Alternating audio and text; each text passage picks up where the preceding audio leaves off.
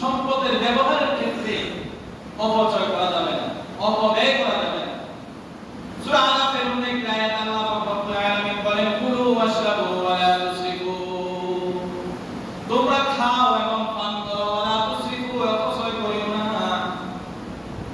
ইন্নাল্লাহা লা ইউহিব্বুল মুসরিফিন, নিশ্চয় আমি আল্লাহ রাব্বুল আলামিন যারা অপব্যয় করে অপচয় করে আমি তাদেরকে ভালোবাসি না, আমি তাদেরকে পছন্দ করি না। আল্লাহ খাওয়ার কথা বলছে, খাও, তোমার যতটুকু দরকার খাও, যতটুকু পান করার দরকার পান করো, কিন্তু ওয়ালা তুসরিফু, অপচয় করিও না। বলুন অপচয় কি?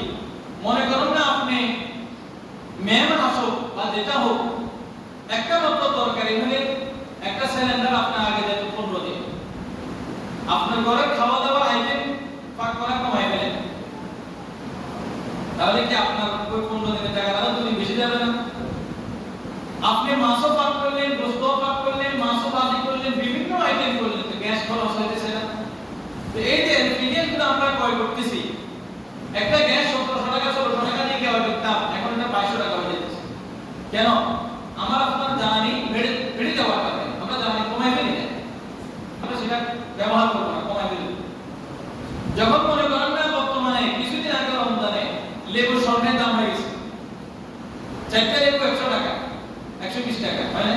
আমরা খাবো না লেবু, আমরা ক্রয় করা বন্ধ করে দেন, দেখবেন দ্রব্যমূল্য ঊর্ধ্বগতি থেকে নিম্ন গতি নেমে আসবে।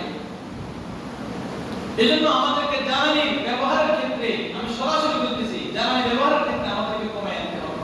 আমরা যাদের লাইনের গ্যাস আছে আমরা ওনার বড় ছোট জ্বালায় রাখি, কেউ এই জ্বালানি সরবরাহ করার জন্য যে মেশিন বসানো হয়েছে, ওই মেশিনগুলো কি তেলের মাধ্যমে চলতেছে না?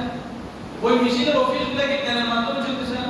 তো আমরা লাইনের গ্যাসটা যতটুকু প্রয়োজন এতটুকু ব্যবহার করি না, এতটুকু পর্যন্ত আমরা জ্বালায় রাখি না।